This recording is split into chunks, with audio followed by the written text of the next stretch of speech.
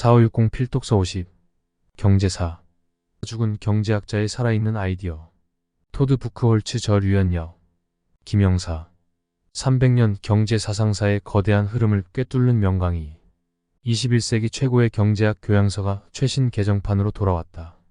애덤 스미스의 국부론부터 멜서스의 인구론, 마셜의 수요 공급 곡선, 루카스의 합리적 기대이론, 데니얼 카너먼의 행동경제학까지 300년 경제학 역사를 이끌어온 거장들의 사상을 한 권에 담은 가장 쉽고 권위 있는 경제학 교과서로 깊이와 재미를 동시에 잡은 책이라는 호평을 받으며 전 세계 경제학자, 대학생, 청소년의 필독서로 자리 잡았다. 저자 토드 부크홀츠는 백악관 경제자문위원과 월스트리트의 투자자문위원, 펀드 매니저로 활동한 세계적인 경제학자다. 이 책은 그가 하버드 대학교에서 선보인 전설의 명강의를 엮은 것으로 1989년 영문 초판이 나온 이후 15개국에서 번역된 초장기 베스트셀러다. 2008년 금융위기부터 코로나, 팬데믹 이후까지 사회 변화와 최신 연구 결과 반영. 개정사판에는 지난 10여 년 동안 세계가 겪은 사회 변화들이 반영되었다. 가장 두드러지는 변화는 두 차례의 경제위기다. 2008년 금융위기는 밀턴 프리드먼을 비롯한 신자유주의자들이 보이지 않는 손의 한계를 검토하는 계기가 되었고, 2020년 이후 코로나 팬데믹은 자유무역이 불가능했던 전통사회가 어떤 모습이었을지 실감하게 해주는 한편, 베블런이 강조한 과학기술의 영향력을 드러냈다. 이렇듯 이 책이 출간된 이후 우리 사회는 경제학 대가들의 지혜를 적용해보고 평가할 기회를 풍부하게 얻었다. 21세기 중반으로 향하면서 세계는 더욱 새롭고 예측할 수 없는 난제에 직면하게 될 것이다. 경제학의 바이블 죽은 경제학자의 살아있는 아이디어를 탐독한 독자라면 다음 세대까지 살아남을 또 다른 아이디어를 찾을 수 있을 것이다. 애덤 스미스부터 마르크스, 케인스, 카너먼까지 세계를 움직인 경제학 천재들의 핵심 아이디어를 한 권으로 정리. 인플레이션, 무역 갈등, 기업에 대한 정부 규제부터 빈곤과 재난에 대한 해법까지. 오늘날 우리가 직면한 경제 문제들은 지난 300년 동안 계속 논의되어 온 것이다. 뉴스와 SNS에서 벌어지는 첨예한 논쟁은 초기 경제학자들이 내놓은 아이디어에 기초한다. 소비자 보호를 위해 독과점 기업들의 로비 활동과 가격 담합을 막아야 한다는 주장은 애덤 스미스의 국부론에서 원형을 찾을 수 있으며, 경제 침체기에 정부가 직접 대규모 공공사업을 벌여 실업률을 낮추고 소비 심리를 자극해야 한다는 주장은 케인스가 루스벨트 대통령에게 보낸 편지 내용과 일맥상통하다. 시장 경제의 미래를 논할 때 사람들은 지지하든 비판하든 마르크스의 자본론을 참고한다. 부크홀츠는 자본주의 사회를 만들고 움직여온 경제 사상들의 핵심과 탄생 배경을 유쾌한 필치로 전달한다. 만약 단 한 권의 경제학 책을 읽어야 한다면 이 책을 강력하게 권한다.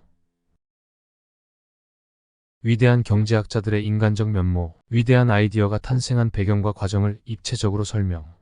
경제학자들의 이론과 사상을 그들의 삶과 함께 소개하는 각 장은 한 편의 전기처럼 흥미진진하게 전개된다. 인물이 처한 상황과 선택에는 날카로운 논평이 덧붙는다. 부크홀츠가 인도하는 경제학적 배움의 세계가 인간미 넘치고 현실에서 유용한 이유가 바로 여기에 있다. 동시대의 우정을 나눈 멜서스와 리카도가 학문적으로 대립한 이유를 그들의 출신 및 직업의 차이에서 유추하는가 하면, 합리주의와 낭만주의라는 정반대의 사상이 존 스튜어트 밀의 내면에서 공존할 수 있었던 이유를 공리주의자 아버지의 학대에 가까운 교육열과 그로 인한 애정 결핍에서 찾는다. 루카스는 이성적이고 논리적인 판단을 중시하는 합리적 인간의 전형을 보여주며, 데니얼 카너먼은 심리 요인을 고려해 비합리적 행동을 변호한다. 세계 최초의 경제학과를 창설한 마셜은 수식 사용을 자제할 것을 당부하며 실생활에서 찾아낼 수 있는 신뢰를 들어 설명할 수 있으면 금상첨화라고 가르쳤다. 이 책은 그 모범 사례라 할 만하다. 일반적인 경제학 교과서들처럼 수식 모델이나 복잡한 도표를 사용하는 대신 간단 명료한 설명과 비유, 풍자를 통해 경제학의 문턱을 낮췄다. 그럼 첫 번째 단원 곤경에 처한 경제학자들을 맛배기로 보여주려고 한다. 죽은 경제학자의 살아있는 아이디어. 첫 번째 단원 곤경에 처한 경제학자들입니다. 경제학자란 힘든 직업이다. 기업 이사진들은 경제학자들이 비용이나 이익을 정확하게 계산해내지 못한다고 공격한다. 박애주의자들은 경제학자들이 비용이나 이익을 너무 꼼꼼하게 따진다고 비난한다. 정치가들에게 있어 경제학자들은 희생 없는 번영이라는 공약을 좌절시키는 걸림돌이다. 가장 재치 있는 몇몇 문필가들마저 경제학자들을 모욕하는 데 인색하지 않았으니 영국의 극작가이자 소설가, 피평가인 쇼와 영국의 사상가이며 역사가인 칼라일이 그 대표적 인물들이다. 칼라일이 경제학을 우울한 과학 디지멀 사이언스이라 명명한 이래 경제학자들은 순환의 세월을 살아왔다. 경제학자들은 억울함을 호소한다. 보통 그들은 나쁜 소식의 장본인이 아니라 단순한 전달자에 불과하기 때문이다. 그들이 전하는 소식이란 인간은 어려운 선택을 해야만 한다는 것이다. 우리는 더 이상 에덴 동산에 살고 있지 않다. 이 세상은 젖과 꿀이 넘쳐 흐르는 곳이 아니다. 더 맑은 공기와 더 빠른 자동차, 더 큰 저택과 더 넓은 공원, 더 많은 일과 더 많은 휴식 사이에서 우리는 선택을 해야 한다. 경제학자들은 이 중에서 어느 것이 나쁘다고는 말하지 않는다. 그들은 단지 우리가 이 모든 것을 한꺼번에 가질 수는 없다는 것을 알려줄 뿐이다. 경제학은 선택의 학문이다. 하지만 경제학은 우리에게 무엇을 선택하라고 지시하지는 않는다. 선택의 결과를 예측하고 이해하는 데 도움을 줄 뿐이다. 물론 위대한 경제학자들은 그냥 전달자의 역할에서 그치는 데 만족하지 않았다. 그 결과 그들은 갖가지 별명으로 예컨대 스미스는 얼뜨기, 밀은 탁상공론가, 케인스는 풍류도락가로 세상 사람들의 조롱을 받기도 했다. 그러나 우리는 그들의 의도마저 비웃어서는 안 된다. 케인스도 지적했다시피 거의 모든 저명한 경제학자들이 이 세상을 좀 더 나은 곳으로 만드는 방법을 추구하려 했다는 것을 생각할 때 오늘날 경제학자들이 받는 비난의 화살에는 분명 아이러니한 감이 있다. 일례로 마셜은 경제학을 빈틈없는 논리로 짜여진 과학과 인류에게 헌신하는 정신이 조화를 이룬 전문직으로 보았다. 의학, 법학, 신학을 각각 육체적 건강, 정치적 건강, 정신적 건강을 겨냥한 세 가지 신성한 전문직으로 본 중세인들의 전통에서 한 발 나아가 마셜은 경제학을 인류의 물질적 건강을 위한 네 번째 성직으로 만들고자 했다. 실질적 쓰임새라고는 없이 무미건조한 수학으로만 점철된 경제학과 세심한 이론적 숙고가 결여된 감정적 과격주의 경제학이라는 그 당시 경제학 연구의 이 두 바람직하지 못한 주류 사이에서 마셜은 중재의 실마리를 찾고자 노력했다. 그가 케임브리지 대학에 창설한 교과과정은 예리한 과학적 사고력과 넘치는 열정을 겸비한 인재들을 끌어들였는데 케인스가 바로 그 노력의 최대 결실이다. 경제학이라는 학문 세계와 현실 세계를 연결하는 가장 든든한 고리는 정치다. 실제로 경제학은 20세기 이전까지만 해도 정치 경제 펄리터컬 이카노미라는 이름으로 불리어왔다. 출중한 경제학자들 대부분은 관직에서 활동했었고 특히 리카도와 밀의 경우 영국의회까지 진출하기도 했다. 가장 위대한 경제학자들에게서 우리는 과학적 관심사의 불꽃뿐 아니라 굽이치는 열정의 파도를 발견한다. 그들이 남긴 미적분과 통계학에 난해한 기호들의 숲에서 우리는 이따금씩 굵직한 느낌표들을 발견한다. 경제사상사는 정부와 경제학자들 간에 벌어진 충돌과 협력의 변천사이기도 하다. 스미스가 유럽 왕실들과 상인들 사이의 정경유착을 매도했을 때 근대 경제학은 태동했다. 스미스, 마르크스, 베블런 등의 경제학자들에게 공통점이 있다면 그것은 상인들이 정치를 도구삼아 실리를 취한다는 사실을 셋 다 일찌감치 감지한 점이다. 한 유명한 공식 성명에서 스미스는 상인들이란 뭐였다 하면 소비자들을 대상으로 계략을 꾸미는 무리들이라고 경고한 바 있다. 사실 오늘날 시장의 자유를 소리 높여 찬양하는 상공회 이소 연설자들도 막상 시장 독점권이나 정부와의 전매 특약, 기타 정부의 수익 보장 조치 등의 특혜가 주어졌다 하면 얼씨구나 하고 춤을 출 것이다. 고맙게도 정치가들은 이러한 상인들의 욕구에 항상 응해주진 않았다. 처칠의 전기에는 처칠이 하원 건물 밖 공중화장실에서 노동당 당수를 만났을 때의 얘기가 나온다. 때는 2차 세계대전 직후 자본 국유화와 노동조합 결성을 통해 지상천국을 건설하겠다는 사회주의 노동당의 공약에도 불구하고 경제는 날로 악화일로를 걷던 때였다. 먼저 노동당 당수가 들어와서 소변기 앞에 섰다. 잠시 후 처칠이 같은 볼일로 들어와서는 그 노동당 당수를 보자마자 멀찌감치 떨어져서 다른 쪽 끝에 섰다. 오늘따라 뭐 써먹하게 느끼는 점이라도 있어? 왜 그리 멀리 가슈, 윈스턴 양반? 하고 노동당 당수는 물었다. 보호 본능이 왜다 하고 처칠이 으르렁거리며 받았다. 당신은 뭐든지 큰 것만 봤다 하면 국유화시키려 들지 않소. 역대 대통령들 치고 경제 원리를 제대로 이해한 이는 거의 없었다. 케네디 대통령은 언젠가 이렇게 실토한 적이 있다. 연방준비은행 페더럴 리저브 보드의 재정정책 피스컬 팔러시이 아닌 금융정책 마너테리 팔러시를 관장하는 곳이라는 사실을 자신이 기억해낼 수 있었던 것은 당시 연방준비은행장 마틴의 성이 금융 마너테리의 첫자와 동일한 M자로 시작한 덕분이라고. 그것이 참말이라면 케네디는 볼커나 그린스팬 같은 이름의 사람들은 그 은행장 자리에 기용할 수 없었을 거라는 얘기가 된다. 선거운동 기간은 경제학자들에게는 실현의 시간이다. 정치가들이 국민들에게 더 풍요한 밥상과 더 든든한 국방을 동시에 약속할 때마다 경제학자들은 불을 보듯 뻔하게 초래될 재난들을 경고해야 한다. 하지만 선거 후보자들의 달콤한 약속들과 책임, 못질 호언들은 경제학자들의 그 어떤 냉철한 논리도 일순간에 휩쓸어버린다. 사실 유세 연설을 앞둔 후보들이 부딪히는 어려움은 황금 시간대에 텔레비전 프로를 편성해야 하는 프로듀서의 고충과도 같다. 누구나 다 알아들을 수 있게 경제를 설명해야 하며 주말 연속극에 나오는 동네 아저씨 수준보다 더 높은 언어나 개념들을 구사해서는 안 된다. 물론 일부 후보들은 이에 오히려 안도의 숨을 내쉬겠지만 왜 정치가들과 경제정책 고문들 사이에는 서로 오해의 소지가 많을까? 아마도 이는 경제학자들이 독특한 그들만의 언어로 소통하기 때문일 것이다. 그 언어의 이름은 모형이다.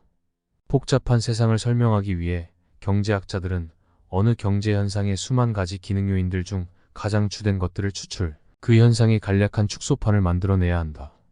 예를 들어 미국 내 국민 소비 수준에 영향을 미치는 요인들로 기후, 인플레이션, 선거 유세, 미국 올림픽팀의 출전 성적, 혹은 국민들의 음악적 취향, 체중, 소득 등을 열거했을 때 분명 이 중에는 그 영향력이 지대한 것들도 있고 그렇지 않은 것들도 있을 것이다. 그 영향력이 가장 큰 요인들만을 분리, 중요도를 매기기 위해 경제학자들은 그 나머지 무수한 부차적 요인들을 제외시킨 모형을 설계해야 한다. 그 모형은 간단하면서도 포괄적이어야 하고 무엇보다도 실제 현상들을 설명하고 전망할 수 있어야 한다. 최상위 경제학자란 가장 영속성 있고 가장 견고한 모형의 설계사를 뜻한다. 물론 과학자들 역시 모형을 만든다. 과거 오랫동안 물리학은 뉴턴의 인력 모형에 의존했고 천문학은 아직도 코페르니쿠스의 모형을 쓰고 있다. 미국의 과학사에 패러다임이라는 개념을 제시하여 논쟁의 대상이 되었던 탁월한 책 과학혁명의 구조 더 스트럭처 오브 사이언티픽 레볼루션 에서 저자 쿠는 이러한 과학 모형들의 발달사를 추적해내고 있다. 그렇다면 이러한 순수과학 분야들보다 경제학이 유독 더 어려운 이유는 무엇일까? 신장 수술을 집도하는 외과 의사를 상상해보자. 엑스레이 검사 결과 그 의사는 신장의 위치가 결장으로부터 2.5cm 아래쯤에 위치한다는 것을 파악한다. 그러나 의사가 막 절개하기 시작한 순간 신장이 슬그머니 위치를 바꾸어 버렸다고 상상해보라. 경제학의 고충이 바로 여기에 있다. 경제학자가 갖가지 원인들을 분리시킨 후 그 영향력들의 평가를 시도할 때면 이미 그 영향력들은 변해 있다. 인간관계나 사회기관들이 변천함에 따라 경제학 탐구의 대상 그 자체도 모습을 바꾸어 버리는 것이다. 경제학은 순수 과학이 아니다. 하지만 쉬운 과학 역시 아니다.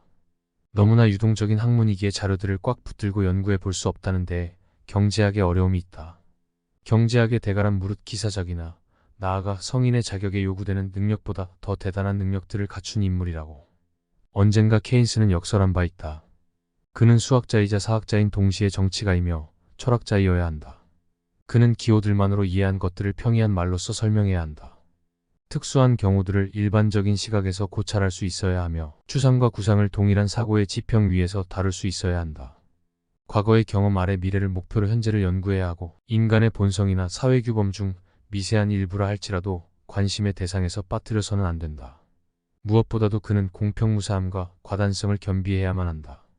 예술가처럼 초연하고 청렴하면서도 가끔씩 정치가처럼 치열하게 세속적이어야 하는 것이다.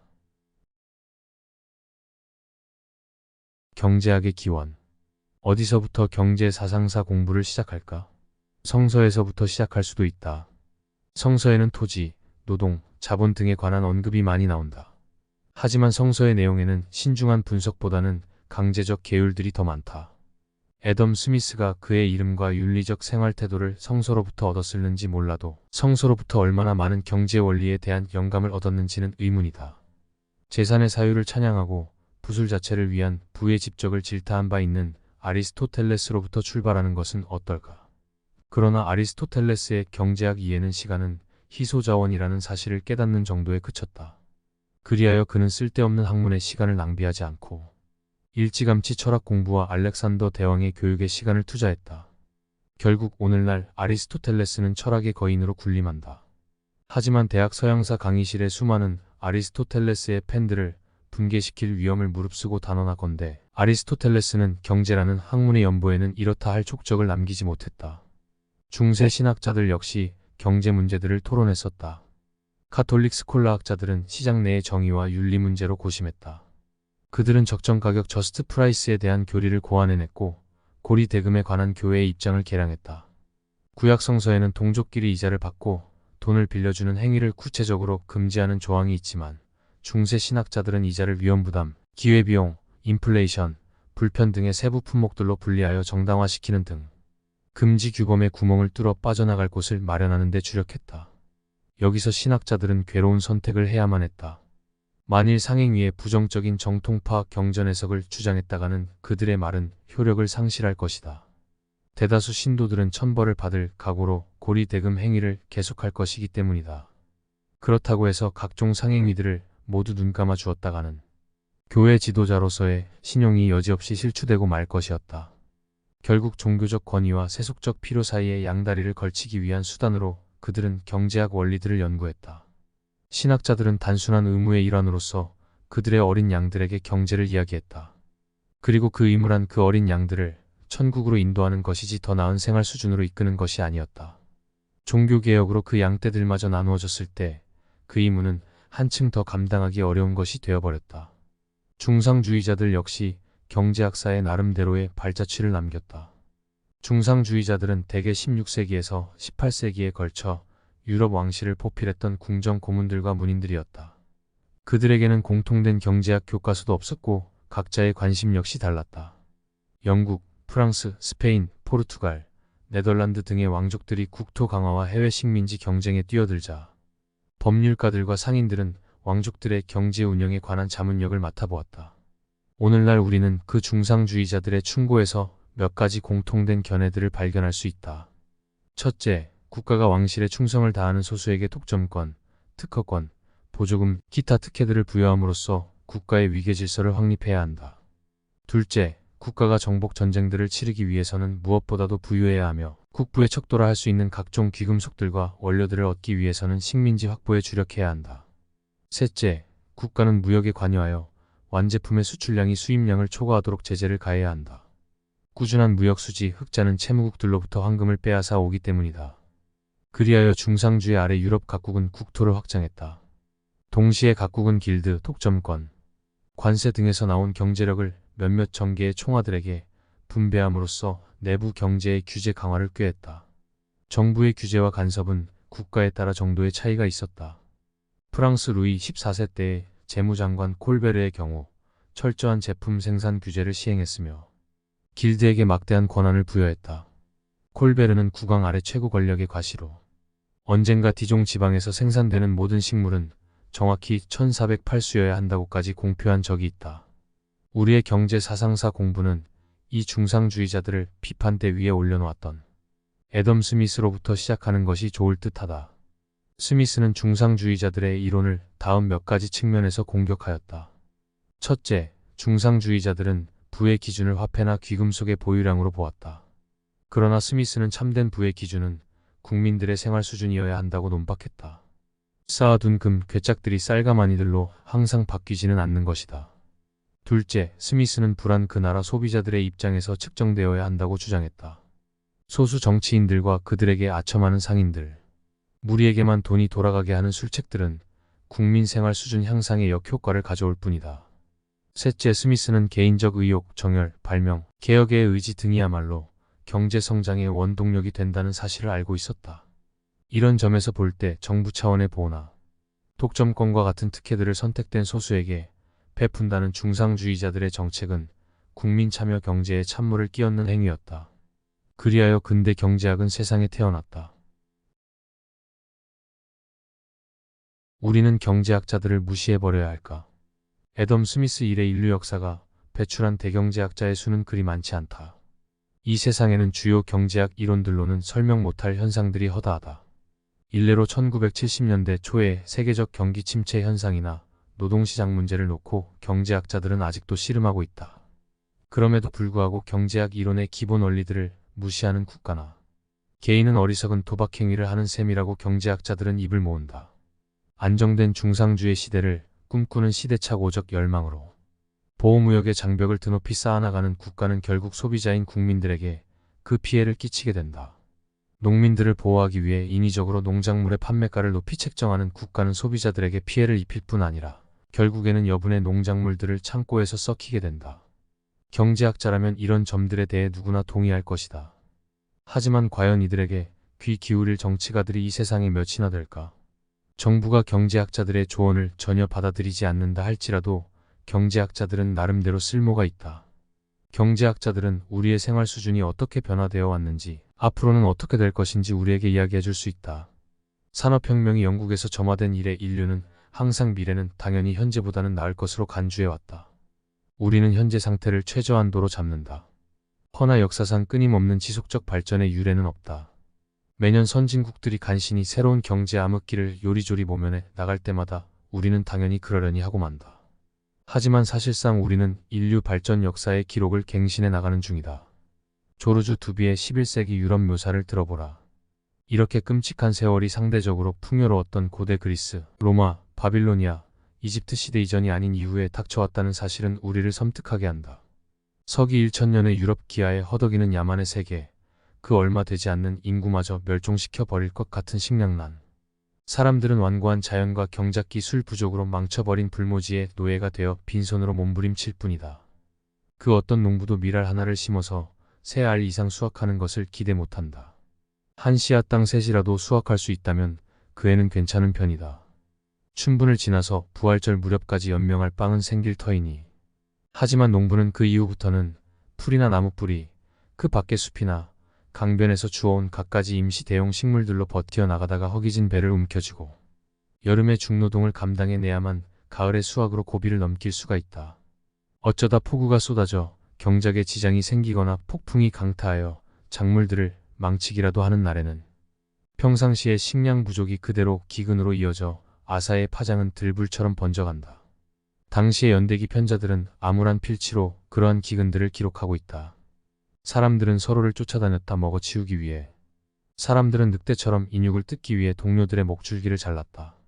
현대 선진사회가 이런 전율할 상황으로 돌변할 날이 있을까? 아니.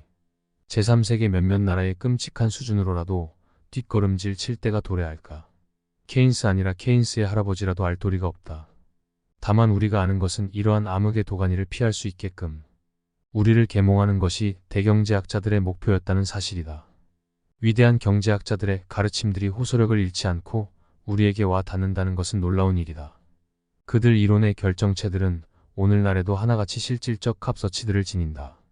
이 책은 근대 경제학의 주류를 살펴보고 과연 누가 예리한 통찰력을 발휘하여 이렇게 영속하는 경제학의 모형들을 만들어냈는가 하는 물음을 던짐으로써 그 경제학자들의 지혜를 좇고자 한다.